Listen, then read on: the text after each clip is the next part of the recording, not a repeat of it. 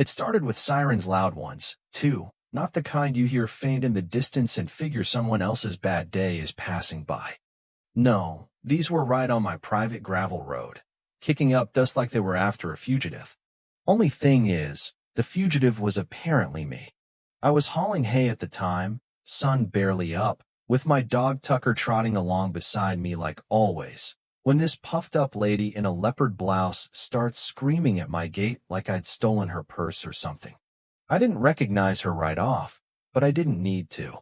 The moment she hollered, "He's threatening me with livestock," and waved her phone around like she was filming a hostage standoff, I figured it out, HOA trouble. Sure enough, as the cruisers rolled up behind her in full lights and drama, one door swings open and out steps my son, Sheriff Blake Grady, who takes one look at her, then at me, and says with a smirk, "Hi, Dad."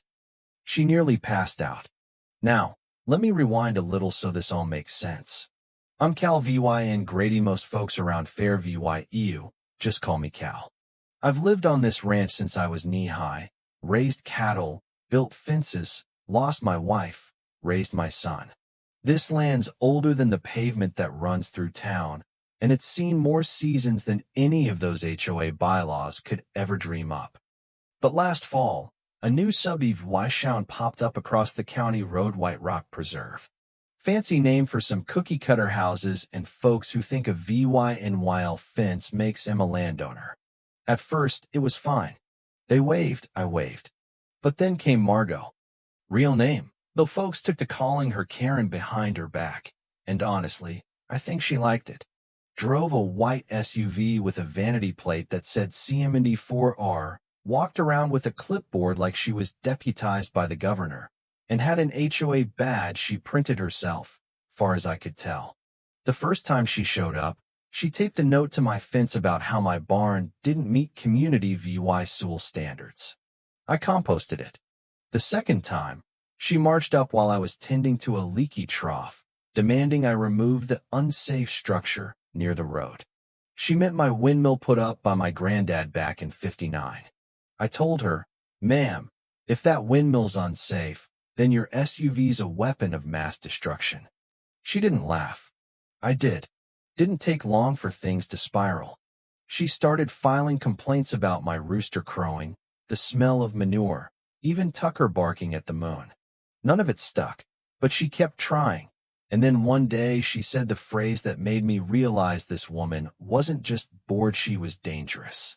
She said, "We're exploring eminent domain options to beautify the shared VYEW corridors." View corridors.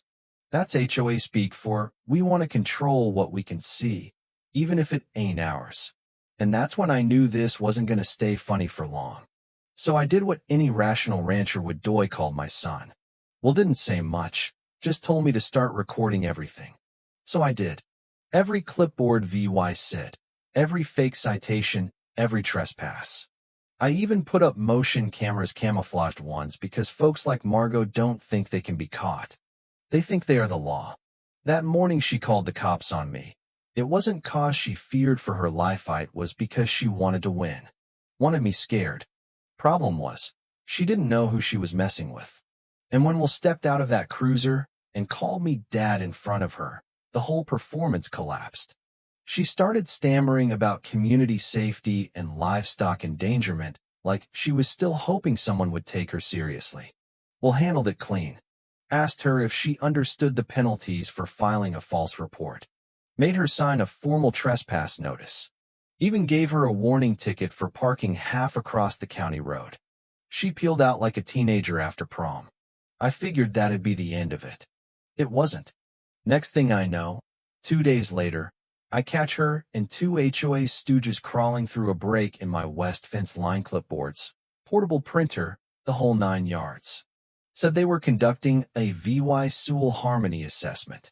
I told them the only harmony out here was between me and my shovel if they didn't get off my land. They left, eventually, but not before handing me a paper that cited me for things like excessive barn proximity and rooster decibel interference. I laughed so hard Tucker started howling. But the best part, the part one didn't expect, was how fast karma came knocking.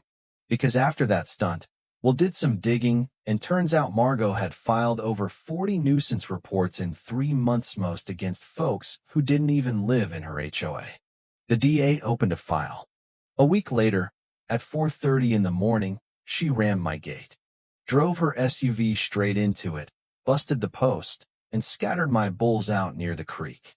Then get this, she stuck a sign in the ground that read, "Unsafe structure, HOA enforcement action."